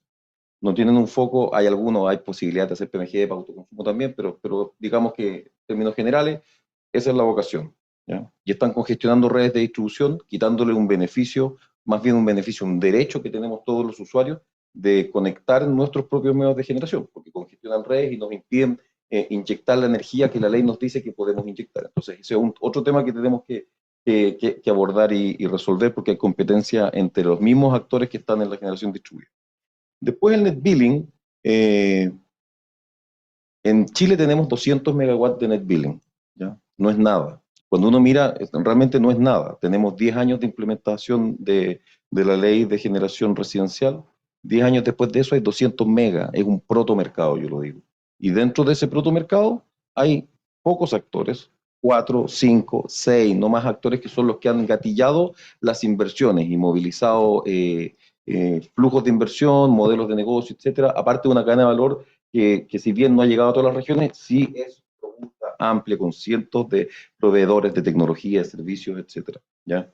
Pero esos 200 megas representan, no sé, por decirlo, menos del 2% de toda la energía solar, los paneles solares que se han instalado en Chile. Cuando uno mira la realidad internacional, esto va casi de la mano, o no sé, un 40% del desarrollo de solar ha sido para autoconsumo o detrás del medidor, y un 50 o 60 en proyectos de gran escala en promedio en el mundo, ¿ya? En todos los mercados donde se ha desarrollado de mayor manera la autogeneración, digamos California, Australia, etcétera, Alemania, es mayor incluso el porcentaje de autogeneración que de proyectos de gran escala. Entonces, algo está pasando que no ocurre aquí, ¿sí? Es más barato hoy día que la energía que se puede consumir de cualquier otro medio. Respecto de los costos que se pagan, hoy día el net billing lo que hace es desplazar energía. El 80% más o menos de la generación en net billing es de clientes comerciales e industriales. Ellos siguen pagando cargos de potencia, ellos siguen pagando la red. El resto es un pass-through, están dejando de consumir energía. Entonces yo creo que también es bueno desmitificar un poco estas ideas del espiral de la muerte, esas cosas. Y se pueden generar también mecanismos de incentivo o de emparejar un poco la cancha para que el net billing o la autogeneración pueda llegar no solamente a grandes consumidores, comerciales e industriales, sino que a todos. Existen mecanismos de fomento donde se han desarrollado estos mercados y básicamente han sido, no sé, 2 o 3 mecanismos de incentivo. Por un lado, créditos tributarios, que permiten tanto para el inversionista como para el usuario. No todos pagan impuestos, entonces pongamos otro tipo de incentivos para aquellos que no pagan impuestos. Clase media, personas que están fuera de la base imponible, no pagan impuestos por sus ingresos. Bueno, podemos entonces generar mecanismos de financiamiento, que es lo que se ha desarrollado en los mercados donde ha avanzado el desarrollo de autogeneración. Alguien que financia con garantías estatales, con financiamiento privado, etcétera, créditos solares, leasing solares, etcétera, lo que aquí llamamos modelo ESCO más o menos. Y después subsidios muy enfocados en población vulnerable. Y vamos emparejando la cancha y evitamos todos esos problemas, ¿sí? Después, cuando tengamos una penetración mayor y empecemos a generar algún tipo de problema en la red, bueno, pongamos a discutir entonces de qué es necesario que paguemos por usar las redes, ¿cierto? Primero habrá un espacio, fijemos alguna cuota, digamos, oye, queremos pasar del 1% al 3, al 5, al 10%. Eso no va a generar problema. El estudio que nos presentaba Daniel nos decía que sin mayores inversiones podemos alojar 6 gigawatts de generación distribuida. Esto es generación distribuida residencial. El modelo que se desarrolló incluye proyectos de 3 kilos, o sea, son proyectos residenciales de tamaño pequeño. No hay problemas para alojar 6. Si es que hacemos pocas inversiones, podríamos alojar 12. O sea, haciendo muy poca inversión podríamos desarrollar lo mismo que se ha desarrollado en 10 o 15 años en solar y eólica de gran escala. Tenemos aquí, en el bolsillo, a la vuelta de la esquina, una oportunidad de aportar a la transición energética de manera eficiente, con costos que son menores que los de desarrollar transmisión y generación de gran escala, y lo tenemos perdido porque tenemos estos mitos de que hay una espiral de la muerte, genera mayores costos, porque va a hacer que entonces colapse el sistema. ¿Ya? Yo creo que realmente tenemos que empezar a discutir en detalle, porque tenemos las herramientas desarrolladas en Chile. Hoy día han modelado, conocemos ese modelo en redes y lo podemos hacer. Entonces hay herramientas que se pueden desarrollar para fomentar el desarrollo de esta oportunidad. Sí. No, sí, pero... Gracias.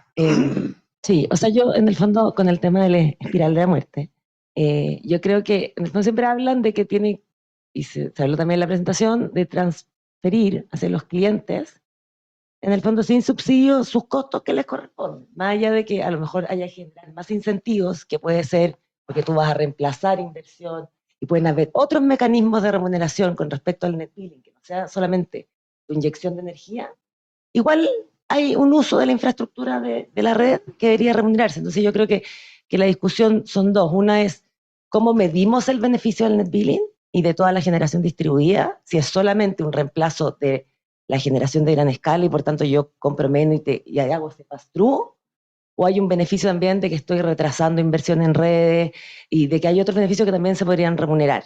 Pero creo que es un poco distinto, desde mi punto de vista, evidentemente, a no traspasar hacia esos usuarios un costo por tener la red disponible. Sean... Dejemos a Ignacio, dejemos a Ignacio. No.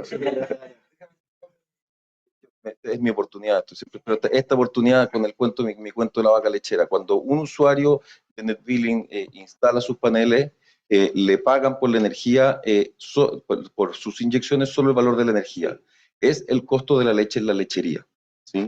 El señor del carrito nos compra la leche a lo que él la compra en la lechería, menos el TAC que pagó por pasar por la carretera, pero no hay ningún costo asociado al transporte en la distribución. Y el señor del carrito le vende el litro de leche al vecino al precio de retail. Quizás yo, dueño de la vaca lechera, estoy dispuesto a pagar un pequeño monto por usar la infraestructura para poder venderle a mi vecino, ¿sí? Y pagar eso y poder participar también de un mercado, porque es lo que comentaba Daniel en el inicio con su presentación. Esto abre la oportunidad para el desarrollo de nuevos mercados, de nuevos modelos de negocio. Y el peer-to-peer trading, la comercialización entre pares, está a la vuelta de la esquina también.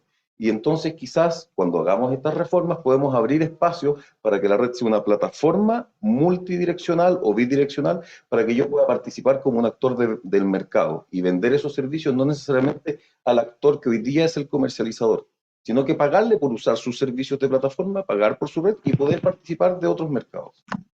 Ignacio, perdón, un pequeño paréntesis, estoy totalmente de acuerdo contigo, que la idea que la red de distribución sea una plataforma para nuevos negocios, ¿ya? Donde hayan terceros distintos de las empresas de distribución que estén agregando demanda, ¿ya? Y agregando también energía al sistema.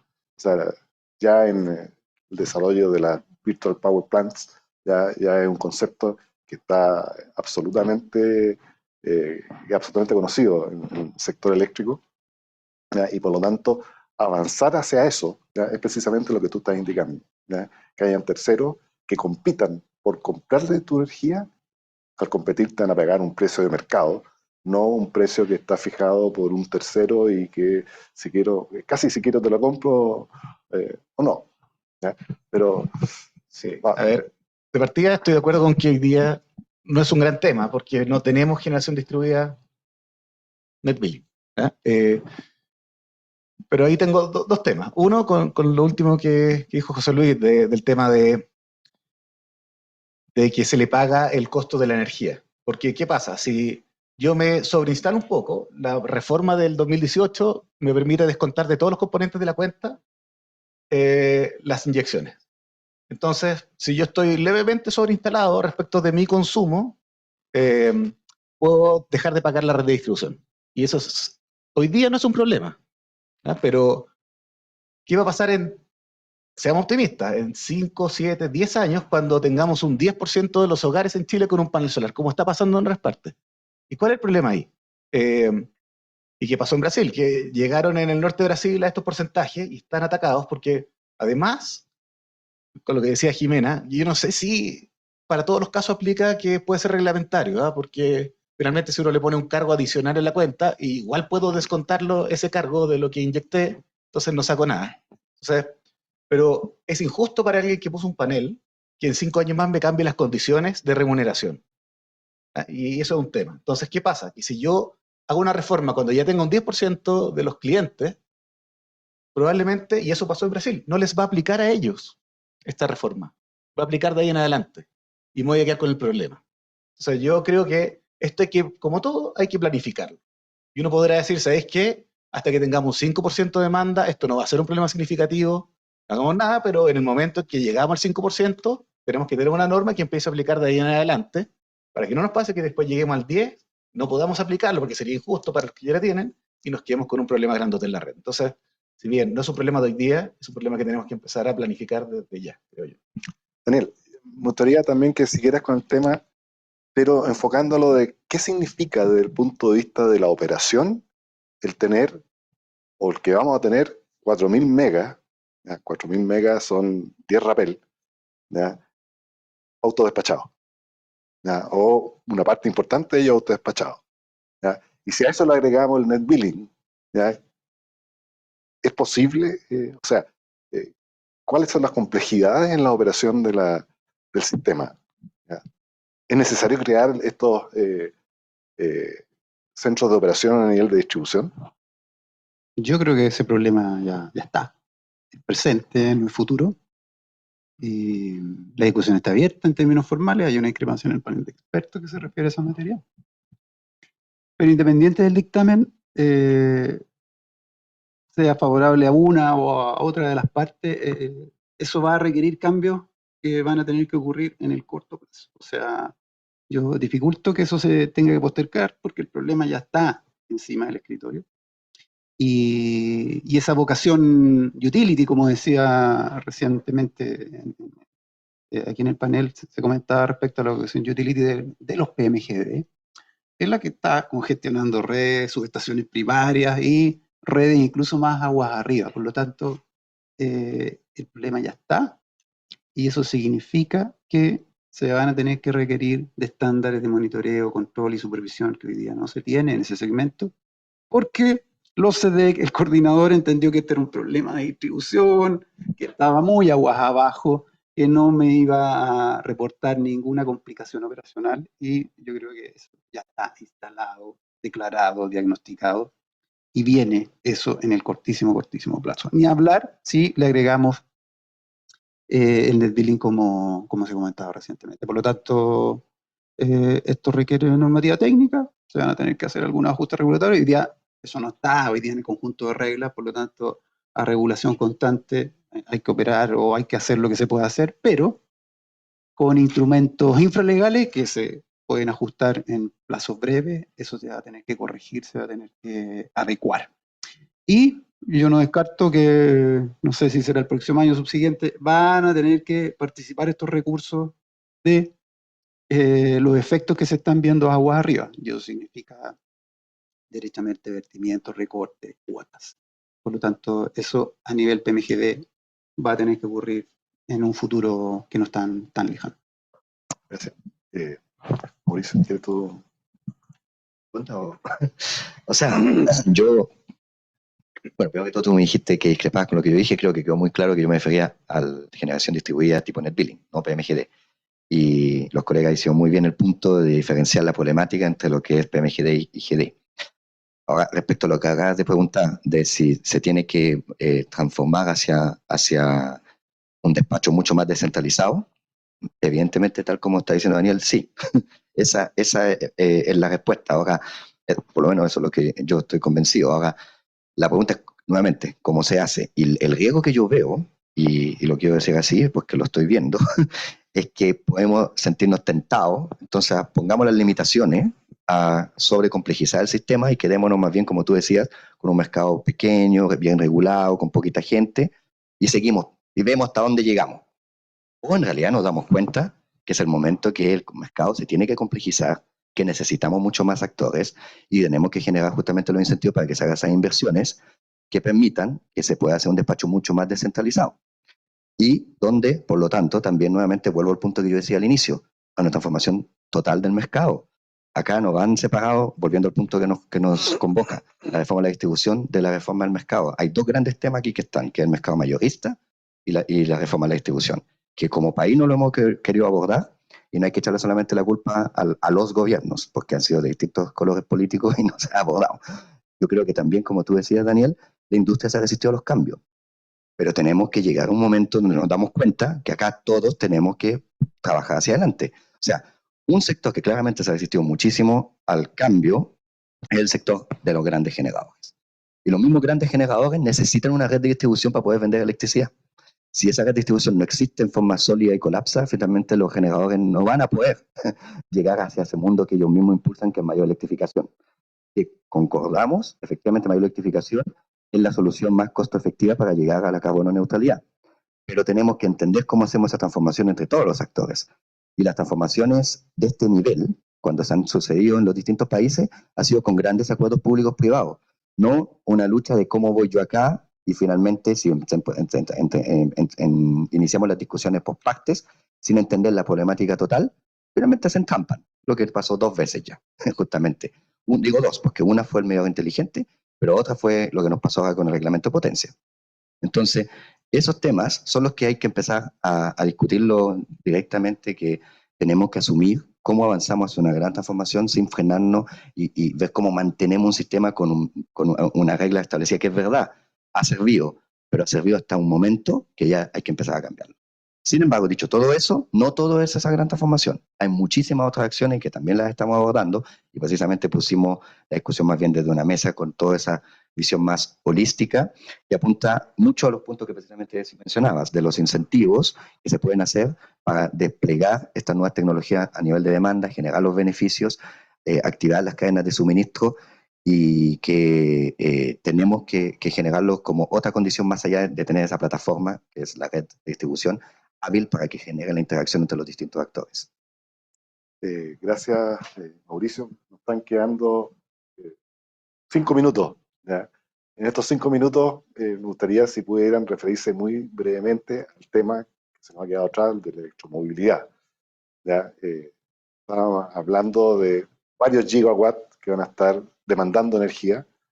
Yo imagino un fin de semana largo en el pueblo de Pichilemu que lleguen, pues, qué sé yo, 500 autos eléctricos a sobrecargar la red, además de ocupar las casas. Por una semana, pongamos 10 semanas en el año, y las consecuencias las van a soportar porque hay que reforzar las redes. La verdad hay que soportar los que habitan en esas localidades. ¿Cómo se va a remunerar esa demanda? ¿Cómo se va a remunerar las redes que esa demanda origina? ¿Qué piensa? ¿Qué quiera?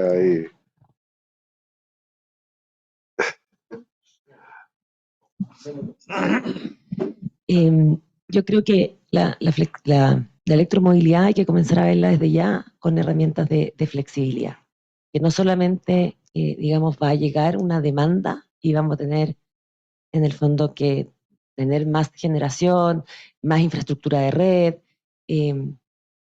porque eso finalmente va a encarecer si tenemos más infraestructura de red, que no necesariamente es ocupada 24 horas, ¿cierto? Sino que tiene pic de demanda, encarece finalmente unitariamente el servicio.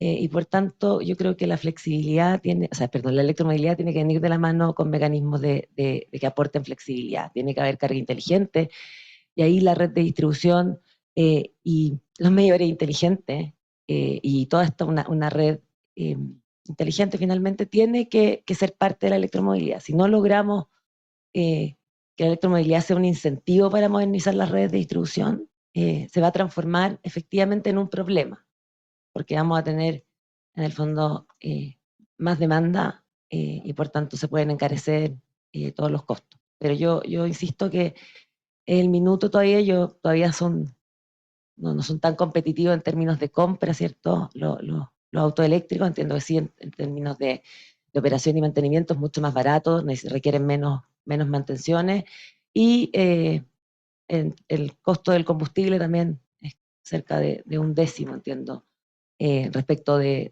petróleo. Pero hoy día yo creo que todavía estamos a tiempo de que exista a lo mejor una reforma, que no necesariamente es la gran reforma de distribución, a lo mejor puede haber una pequeña reforma o pequeñas modificaciones legales para incentivar la modernización de las redes y poder finalmente, igual necesitamos un agregador de demanda, para que agregue la demanda, pero darle señales a los usuarios de la electromovilidad a qué hora deben cargar, a qué hora es más eficiente, poder manejar esa demanda de una manera distinta.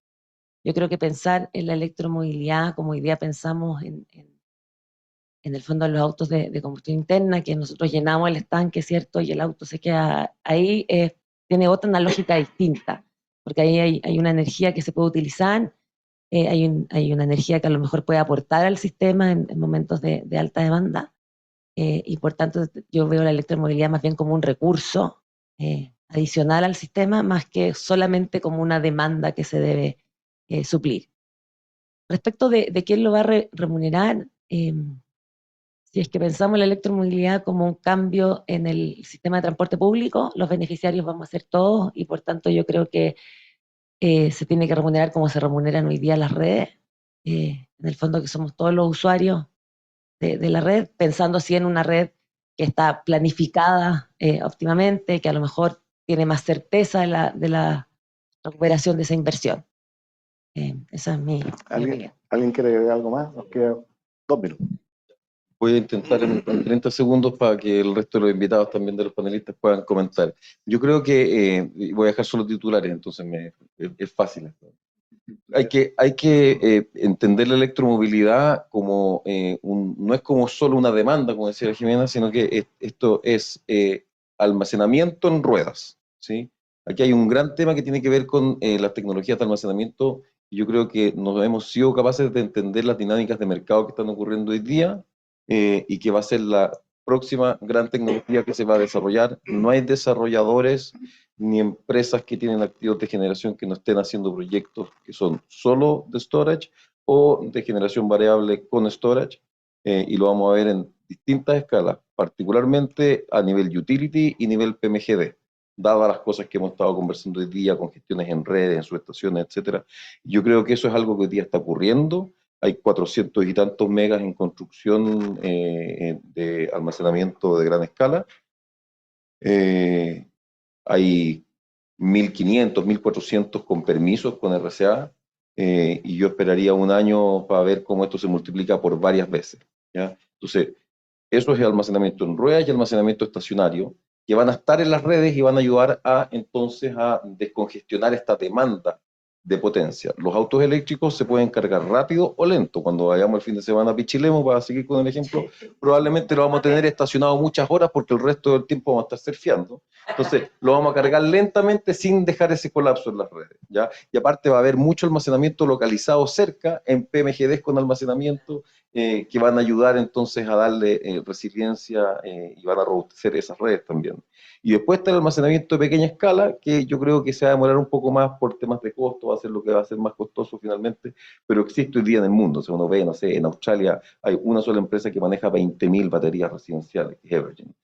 Se están instalando del nivel de decenas de miles de baterías residenciales, y hay virtual power plants, y ya están empezando a haber experimentos de comercialización entre pares.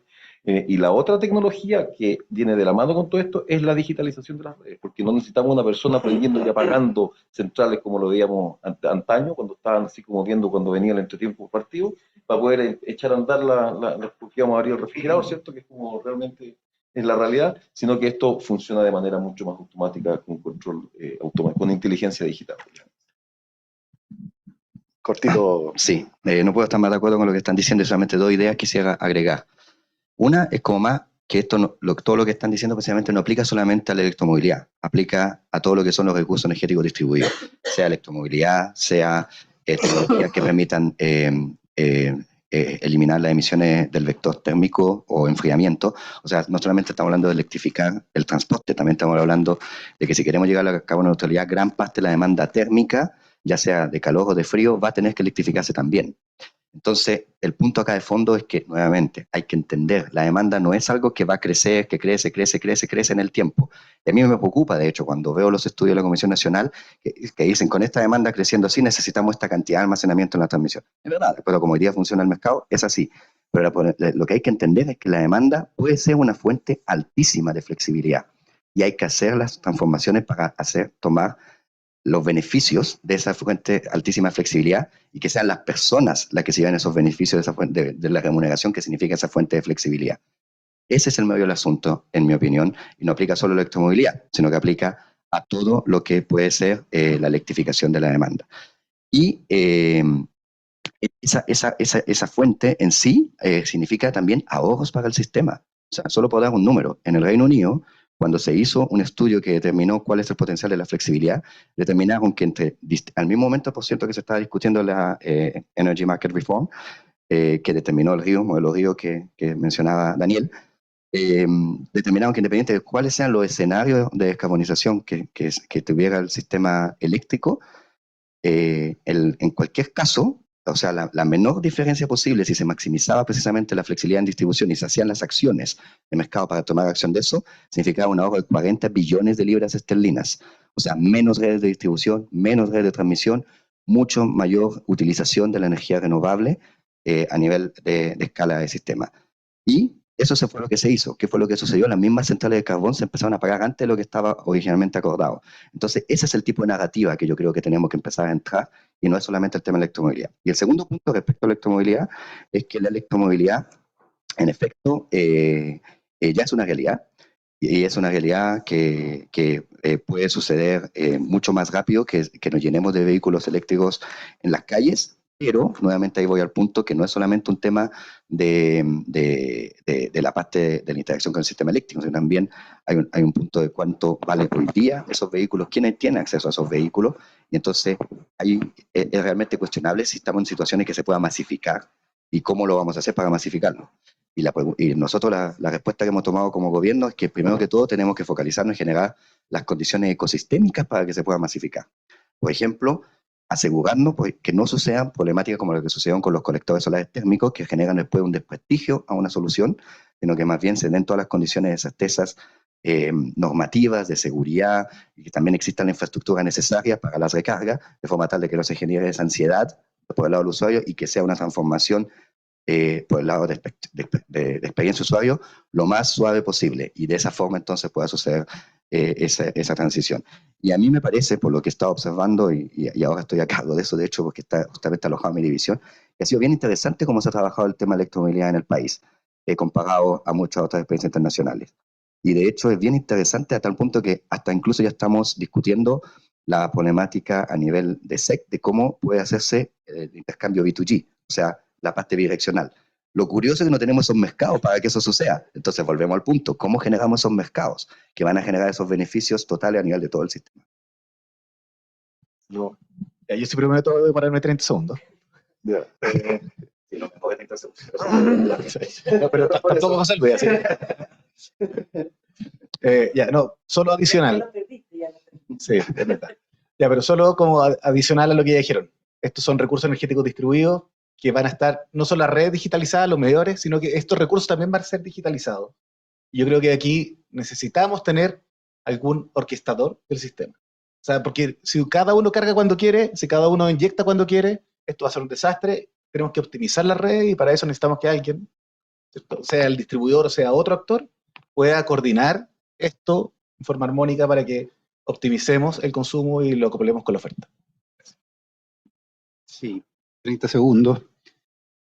El tema de la electromovilidad a mí me lleva a pensar en el excesivo foco que se pone en la mitigación y en contrapunto a lo que es mitigación.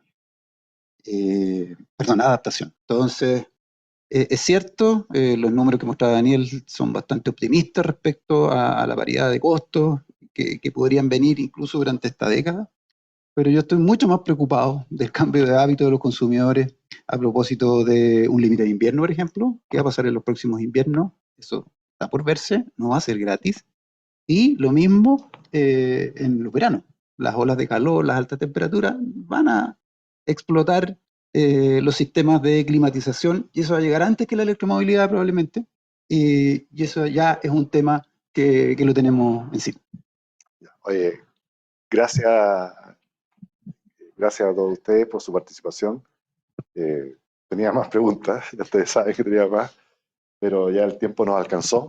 Así que, además de darle las gracias por la participación, quiero dejar a Daniel para que haga el cierre de esta interesante conversación. Sí, bueno, muy brevemente quería agradecer nuevamente a los panelistas. Yo algo que quisiera destacar brevemente es que el nivel de la discusión respecto de las reformas necesarias para la distribución está un par de peldaños más arriba, o quizás varios pisos más arriba de lo que vivimos el año 2019. Creo que eso da esperanza de poder realmente alcanzar consensos de los cambios específicos que hay que hacer y que podamos contar con una reforma que nos ayude a avanzar los próximos par de décadas, esta vez sí.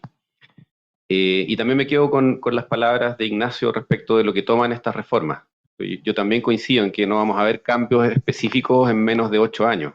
Entre el proyecto de ley, la discusión de la ley, la aprobación de la ley, los reglamentos, la implementación, los transitorios, el encajar con los ciclos de fijaciones de precios, estamos hablando de un par de periodos más de fijación de precios, 8 años.